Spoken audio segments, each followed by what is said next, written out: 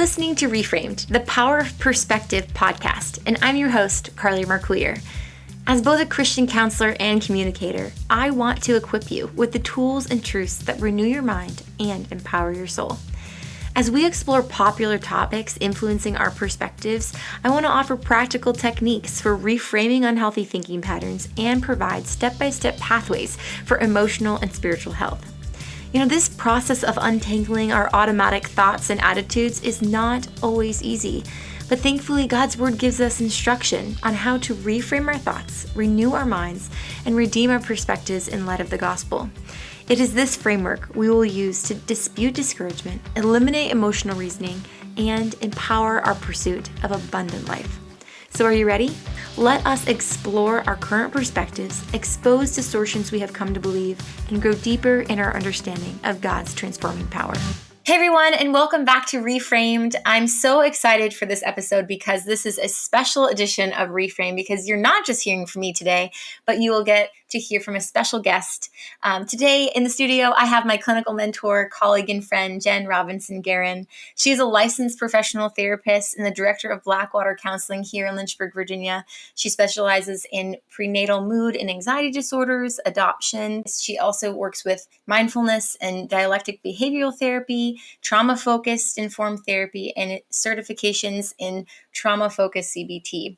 Jen, welcome to the show, and thank you so much for joining me today. Sure. I'm glad to be here. Thanks for having me. So today, the episode is entitled Top 10 Reasons Why You Should Go to Therapy. So for those of you listening, if you don't have a therapist yet, maybe after this, you will want to get one. And I hope we can convince you because there are so many incredible reasons to go to therapy.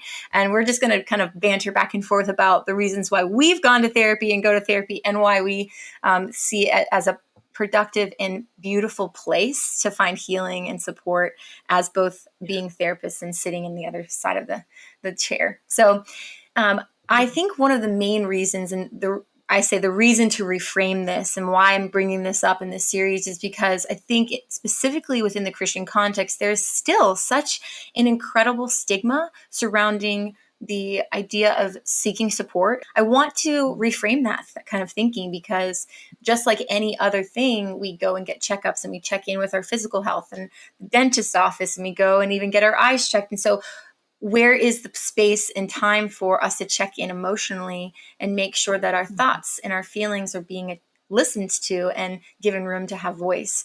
In Proverbs 20, verse 5, it says, "The purpose in a man's heart is like deep water, but a man of understanding will draw it out." And so there's this beautiful layer within a lot of the Proverbs as you keep reading, like Proverbs 11:14. With where there is no guidance, people fall, but in abundance of counselors, there is safety. And so there's this beautiful kind of paradigm set in Scripture for us to be people of understanding, to sit with things and grow in them, and also to not do it alone. Like we are made for relationships. And so the cliche of abundance of counselors, there is safety. I think there is such safety within the counselor and client relationship. Hopefully, and if you've had a bad experience, I'm very sorry, because we know that happens. We'll talk more about that at the end of this episode. But in general, isolation, walking through life isolated, that's not what we are created for. And Scripture tells us that we are to seek counsel and we are to confess sin and struggle with one another and to carry each other's burdens. And so in many cases, I want to encourage this introspection as we go through the topics today of what does it mean to need therapy? And hopefully we can come to the conclusion all together and from an integrated perspective that everybody needs therapy because everybody's human and everybody has experienced pain in some way. And so what does it look like for us to normalize support for emotional stewardship?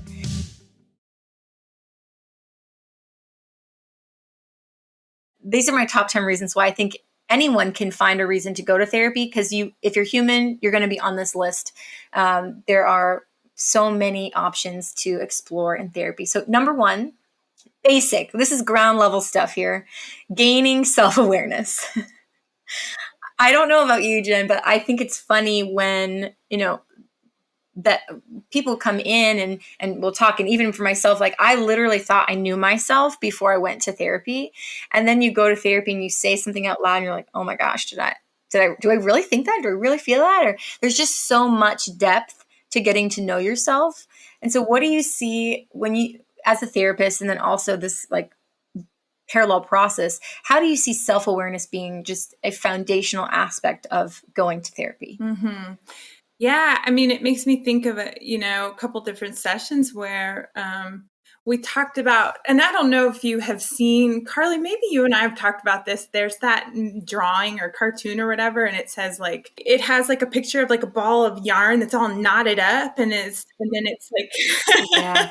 and then it's the therapist, and then it's as you're doing the session, it's sort of like putting that ball of yarn like into I don't want to say a neat ball of yarn, but definitely sort of unwinding those knots and kind of straightening out a little bit so you can see it more clearly, and I have definitely sat with people, and I think some of some of the therapy sessions that I look back on and think, it was productive, and it was maybe, hopefully it was helpful. It wasn't the whatever model or training or something I was using, but it was, but it was maybe we would name things. We're naming things. We're naming processes. We're saying, here's this thing, let's hold it up to the light. And when you hold it up to the light, what are the pieces of it that you see?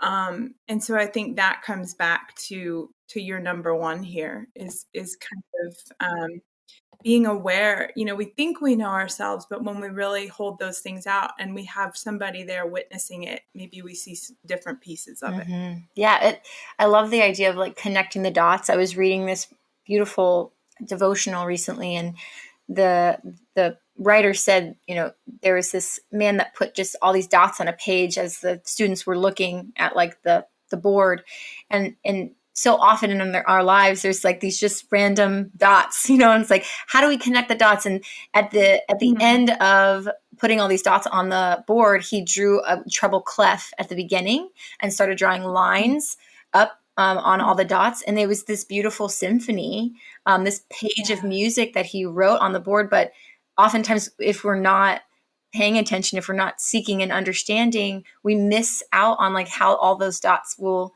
create something beautiful, how they tell a story. And our story is so unique and important. There's value there to seeking understanding in it, making meaning out of it. Perspective. Yeah. So in addition to that, we have two, and I think this is, again, very basic level, but evaluating emotional health needs. Now, what are some things that people, if they were coming to therapy, you could just baseline, what are some emotional needs that people need to evaluate on a pretty consistent basis? Yeah, I think, it could be all different things. I mean, evaluate our emotionally in relationships, I mean, again, it comes back, I think, to that, you think you have a certain perspective on something, and then as you talk about it and name it in a space where it's safe, you see maybe something different, and oh, well, there is this other piece of things, or oh wow, you really realize maybe there's a way that you've been kind of interacting with someone in kind of contempt or something.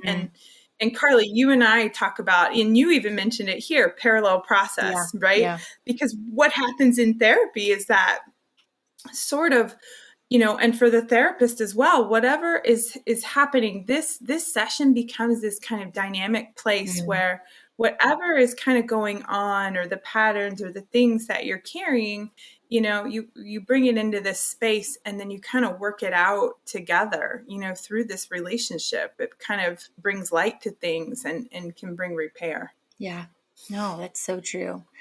I always do an exercise with a lot of my clients that is just basic self-care, like just checking in. Like, let's just see if you're eating and sleeping and meeting your basic emotional needs or basic human needs, or social, and all of it is connected. And so we do that holistic work, or just kind of checking in. Are you where you want to be? I think that's always a great question to ask yourself. And who can help you get there? And sometimes that's a trusted therapist. So number 3, explore relational dynamics and patterns. You kind of mentioned this, and in going even deeper into this, I think family systems work is so incredible. If any of us can attest to this, it's that our families, we're not perfect, right? No one is. And so the messages and the things that we bring we bring from our families into our now maybe even adult relationships, dating relationships, marriages, etc., our community, they impact us, right? Pete Scazzaro, author of Emotional Healthy Spirituality, says that Jesus may be in your heart, but grandpa is still in your bones. And I think that's such a great way to put it. Like, you got to know where you came from, and the patterns in that life, of life, are going to be impactful. So I don't know if you have any other thoughts on that, of just why it's important to know our relational patterns and attachments, etc. Yeah, I love that. And I think that is a lot of what we do. I mean, talking about, bringing the things in this, so having a relationship with, a good relationship with a therapist, it being sort of alive, and there being this, these transactions, these relational transactions back and forth, where these things, these patterns from our lives, have a platform, and we can look at them and kind of name them. But yeah, it all goes back to, and we like to sort of push it aside, but it really does go back to those initial attachment relationships with our parents, with our caregivers. It really does. Number 4, improving emotional awareness. So I differentiate this from self-awareness in the sense that some people will say, like, I'm not a feeler. And I think that's always such a funny thing. Like, well, you have feelings. You might just be blocking them. Yeah. You might just not be as in tune with them. So I oftentimes will ask even my friends, I'll be like, what are you feeling? And they're like, I have no idea. I'm like, check in with your body. Like, just sometimes we need to learn how to do that, right? One of my clients said it beautifully. She said, I don't want to just react to things. I want to learn how to respond rather than react. And I think that's such a beautiful way of putting it. Being able to learn a responsiveness to our emotional state rather than a reactiveness to our emotional state. I love that too, Carly. I'm with you on that. I think that's a big piece of what we're doing. And let's be honest. I mean, I think in our own journeys, that's something that it's something that we talk about. Continual process. Yes, exactly. So again, it's kind of like doing the work and doing the work, Yeah. But so going from, and sometimes I'll kind of show clients, I'll put my hands up and say, we want to go from where there's a trigger, there's something that happens, and there's this knee jerk, like, snap, right? To where there's a trigger, and then there's a span of time, and then you choose how you want to respond, right? Yeah. And that is not something we are not born like that. No. We have to learn how to do that. That's right. School doesn't teach you that. College doesn't teach you that, We have to go to therapy to learn that. Right, to slow it down. Sometimes that's all it is. It's as we slow it down, and then we can kind of see, oh, this is what's happening, But life moves so quickly, we don't often take that space, I think, that breath. All right, number 5, addressing distress related to transitions, trauma, or tough seasons. I kind of group these all together, and this is such a vast thing, but I would say, the poster child for adjustment disorder. Hashtag adjustment disorder. That's like always my diagnosis when I go to therapy, because I'm just horrible at change. Like, I hate change so much. Any change, any kind of change. It could be good change. It could be bad change. It's just really hard for me. And so not to negate that, right? Like, it's okay if you have a good change in life, like getting married or moving to a home or changing jobs, getting a promotion. These are beautiful things. And yet we often say, I can go to therapy for that. It was a good thing. Why am I having such distress or anxiety or whatever the symptom is that's causing you to want to go? And so just like a transition can be positive or negative, obviously traumas and tough seasons are absolute great times to come in and unload and process with someone else. Yeah, I love this one too. You're right. This is again something that we've talked about in our work together, and kind of going through as we have transitions in our lives, and just exactly like you said, I don't know, getting married, having a child, these things that we maybe view as positive, that it's still sort of crisis, it still Exactly. sort of kicks everything up in us, and as we move from that one season to the next. But again, I think, part of our culture is like, go, go, go, just keep Mm, going, and sort of push it back down.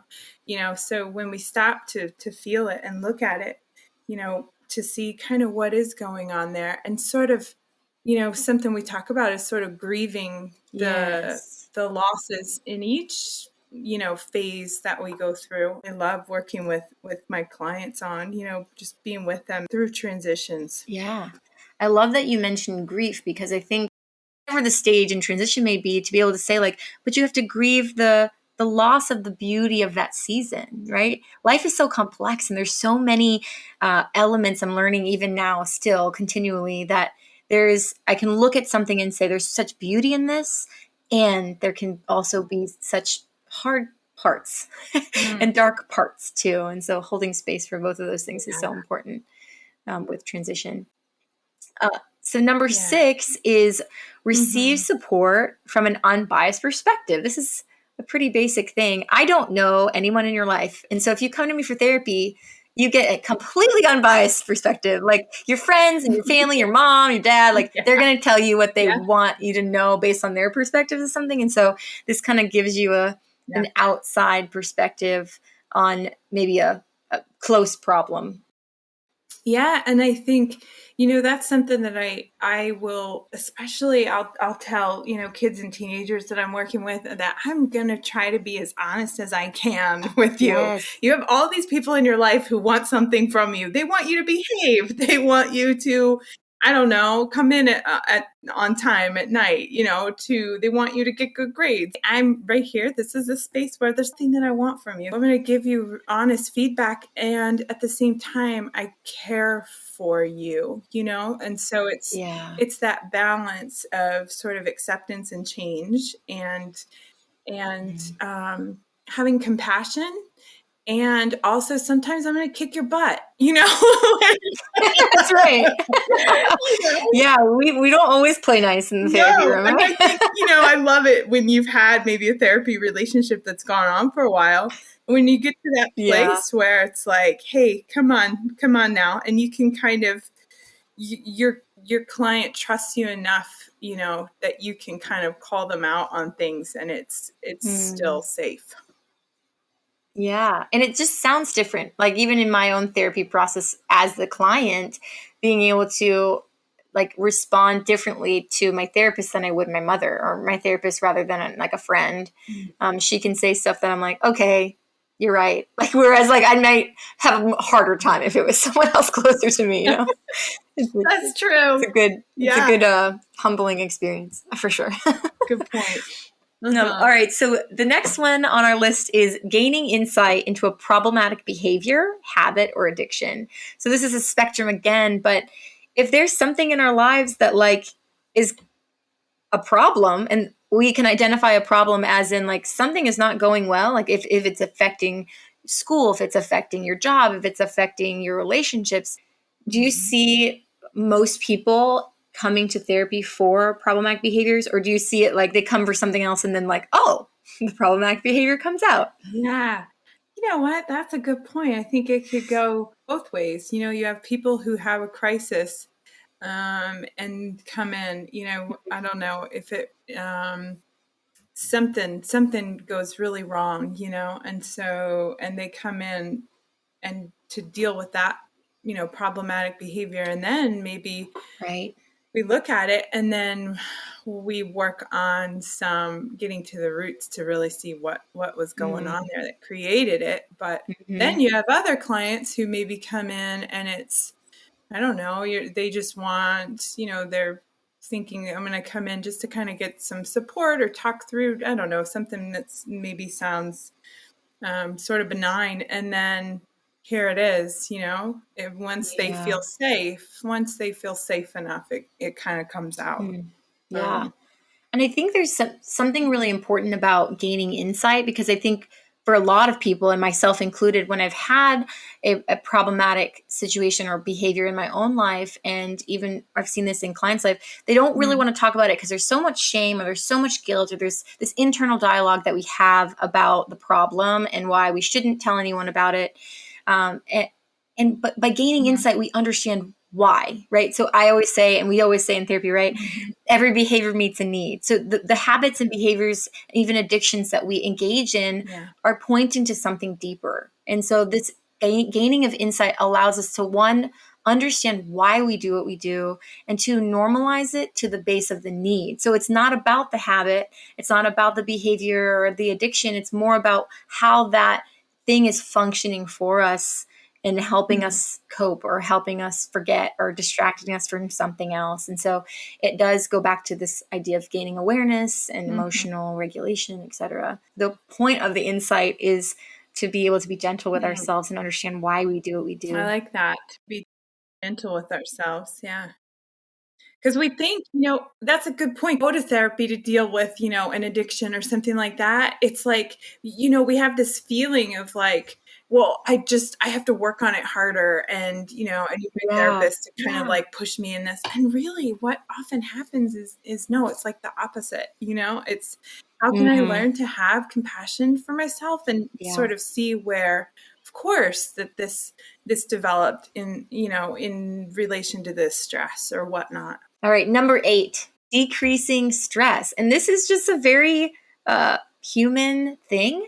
And so if you're stressed out, go see a therapist. It's okay that if you're having stress, you might need some tools and tricks that we have that can help. And like you said earlier, Jen, I think it's so important. Like, just slow down. Like, I know I need to go back to therapy when it looks like a disaster. My closet is like climbing out, and my dishes are not done because I don't have enough time, right? Like, that's the baseline. If I'm not taking enough time to clean up my spaces, and I'm not taking enough time to engage with myself and my emotions, and stress builds, and that's toxic to our bodies. If you're feeling sick, if you're having aches and pains, it can be of stress in our lives. And so this is an awareness of checking in and being like, hey, I need to take space to rest. Yeah. Carley, I love that you have those 3 things that tip you off. Like, that is awesome. I'm trying to think about that now, like, what are your things? And I told a client one day, because we were talking about, as a mom, like, never putting yourself first, like taking care of everybody else. And I said to her, I had a moment where I was at home and I was probably trying to work from home, and I was probably, had my kid with me, and I had recognized, which let's give like credit for this. This is good. I had recognized that I was thirsty. Sometimes that doesn't even happen, right? When you're stressed, like, you push aside, like, noticing all those things. Yeah. But anyway, I recognized that I was thirsty. And so I had gotten out like a glass, right? But did I get myself water? No, like, I set the glass on the counter and then went about the 10 other things I was doing. And I came back to it later and realized, what this is where there's a priority that needs to shift a little bit, and like, let's be gentle with it. I don't want to, like, be too, beat myself up about it, but gosh, I've got to get myself the glass of water, so that I can function. Yeah. That's a good analogy for therapy. Give yourself a glass of water. I know. Sit down and drink it. Yeah, I love that. All right, the last 2, number 9 is increasing coping strategies. We all cope, right? Everybody copes. You have coping strategies. I have coping strategies. Those of you listening, you have coping strategies. The question is, are they helpful and healthy? Are they causing more distress in your life than they are? And what are they? Maybe you don't have adaptive ones that are actually working for you. And so learning to kind of build a toolbox is so important. I mean, I don't know how many people I've seen that just come in and don't really know why they are doing something when they're triggered, and we go back and talk about the ABCs of like, okay, you have an acting event, and then you have a thought, and that thought impacts your feeling, and then your feeling causes your behavior, and just that understanding, then we can add these coping strategies of let's stop that thought, let's create a different cycle, let's reframe that thought or belief, and how basic those skills can be. There's simple things, simple shifts in our thinking or in our acting and practices that we can start working on that have such a drastic impact on the way that we respond to situations. I like how you said shifts. It's simple. It's shifts. Sometimes it's hard, but yeah, I mean, and we can take it back again to pandemic and sort of what are haven't had conversations. I don't think. Well, trying to think. I guess with a couple friends, we've had conversations about the coping strategies that we've had, during the pandemic. But I mean, let's think about that. Everything got kind of ramped up for us, and a lot of the ways that we were maybe used to dealing with life, we couldn't do, or they weren't working. And so I wonder, what happened as a result? Like I joke around, I ate a lot of ice cream, I mean, or work with court-ordered youth who, maybe had some substance abuse issues or something. And so, something we would talk about was we're talking about coping skills. So only have that one way. What happens when you're not doing that? How do we help you maybe find some other ways too, Yeah. You have to have more than one. Yeah. That's a good idea. Yeah. Like that. All right. Well, the last one that we'll talk about today, out of our top 10, is identifying the root cause of symptoms such as anxiety, depression, etc. We could throw in any emotional word there. But sometimes we don't know why we feel the way we do. And it's helpful to get some insight on that. I think 95% of the people that come to me, and even sometimes when I've gone to therapy, is like, I don't know why I'm feeling this way in this situation. Or I don't know why this particular thing is making me feel this way, but I want to understand, right? I want to be a person of understanding. I want to go into the waters and draw out the deeper meaning for myself.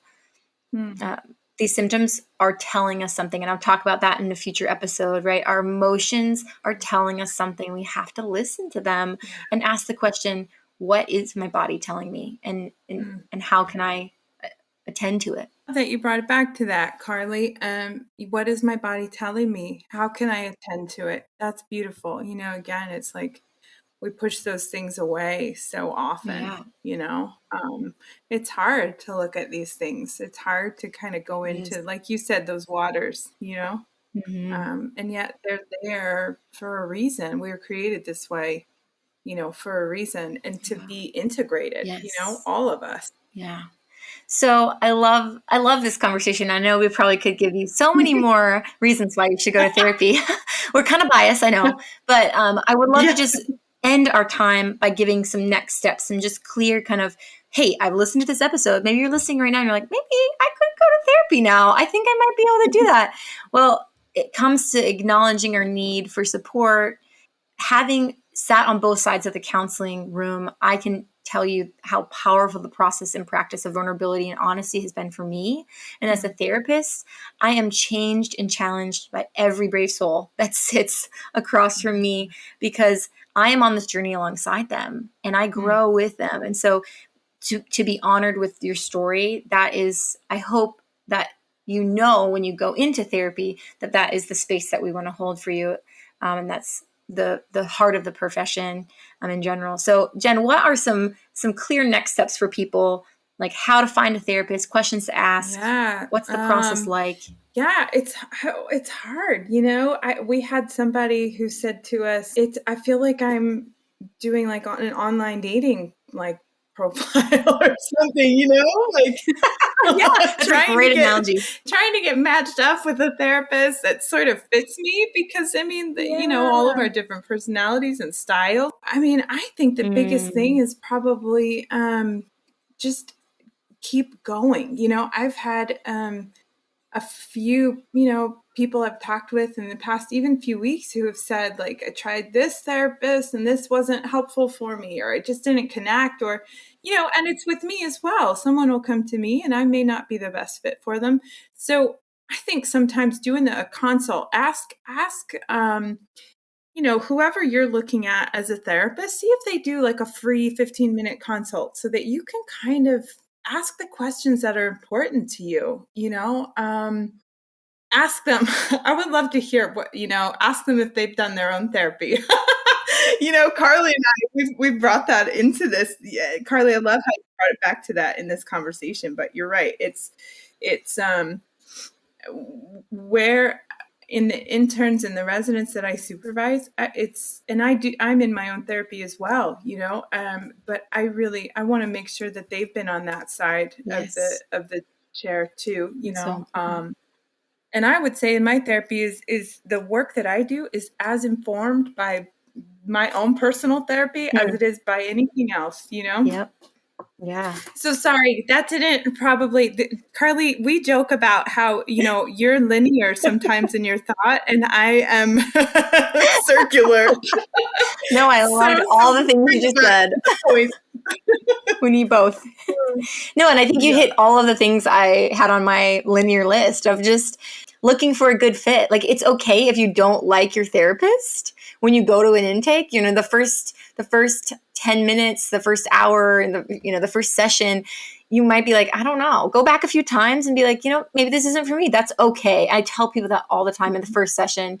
Like, we can give this a few tries. I'm going to check in with you and be like, how is this working for you? And maybe your therapist doesn't ask you that, but you can ask that question and then go back and say, you know what, I think I'm going to try to find a different fit. This is what I'm looking for. Yeah. There's psychologytoday.com. You can literally look at lists of therapists. You can read their bios. You can look at their face. You can maybe even give them a phone call. I talk to a lot of my clients on the phone before I even schedule with them. And so it's just being able to kind of find that fit, like you were saying, shop around, go a few times, ask the questions that you might have. I mean, oftentimes, recently I had a new client come in and we went through the whole session. And then I said, do you have any questions for me? And she goes like, what's your name again? I was like, oh my gosh, we've gone like literally an hour and a half and you didn't know my name? I feel so bad. But it was just a funny moment of like, this is real life. Like, we have to get to know each other and this is a new relationship. So it takes time to know. And then in addition to that, the last thing I was thinking, and I'd love for you to add to this as we close out, is embrace the suck. I say this and I've been told this. Therapy is hard sometimes. Feelings are hard sometimes, but keep going. And the challenge of this is to take on this courage of I'm going to keep going back and pressing in to understand more and to learn more and to grow more. It's a powerful process. It is. I love it. And embrace the suck. We will often tell people after the first session, hey, especially if it was a really, if it was a tough one, hey, you're not going to want to come back next week. And I recognize those feelings are going to be there, but, because it's hard to start, unlayering yourself and telling your story. And so, we often will, I'll talk about that after that first session, and that it's okay, push through, if you feel like I'm maybe a good fit for you, or then push through and we'll talk about it, as we go. But I think it comes back to that whole, the only way out is through. We want to find any other way, and it's like hustle, right? It's probably Carley, you're like health conscious and running and everything, and it's like the same thing with this is that it's sort of painful to dig in and start looking at these things, and yet there's like a good feeling too, right? Like wouldn't you say when you've come out of your own therapy, you have a good session and you're like, I'm crying, but that was really good. Yeah, that oxytocin feels great. You just get that cry going. I always tell people crying is a good thing. We want to see tears. It means you're processing. Your body's going to make you feel good. No. Right. You feel a little raw after, but no, it's definitely a process that's you can find treasures in that for sure. So. You're right. Jen, thank you so much for coming on and chatting with me today. I've really enjoyed talking through this. And hopefully those of you that are listening, this will be an encouragement to check it out. I will link some websites to the show notes so that you can check out how to find a therapist and just kind of some question and answers that will be helpful along the way. So thanks so much, Jen, and I hope everyone has a great rest of your day. Thanks so much for tuning in to this episode of Reframed, the Power of Perspective podcast. If you have enjoyed what you've heard, please subscribe and drop a comment. To access more content and to join my monthly email list for the latest updates and info, you can visit my website at carleymarcouillier.com. Thanks so much for tuning in to this episode of Reframed, the Power of Perspective podcast. If you have enjoyed what you've heard, please subscribe and drop a comment. To access more content and to join my monthly email list for the latest updates and info, you can visit my website at carleymarcouillier.com. Reframed, the Power of Perspective is a production of Life Audio and the Salem Web Network. If you enjoyed Carley's episode today, we would love it if you left the show a rating and review in your favorite podcast app. It really does help more people like you find the show. This podcast was produced by me, Kelly Givens, and Stephen Sanders, with executive oversight by Stephen McGarvey. To find more faith-filled, encouraging podcasts like this one, just head over to lifeaudio.com.